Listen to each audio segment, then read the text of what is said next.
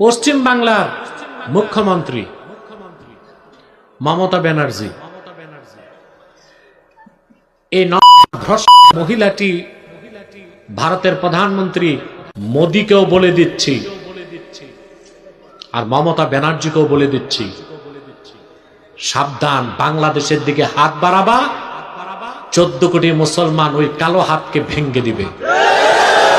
বাংলাদেশের পরীক্ষিত শত্রু হচ্ছে হিন্দুস্তান। চারালের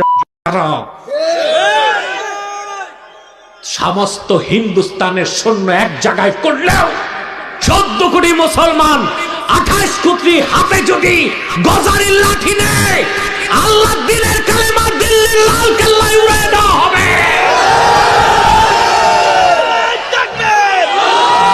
মোদীকে বলেছে বাংলাদেশে শান্তি রক্ষী বাহিনী পাঠাতে।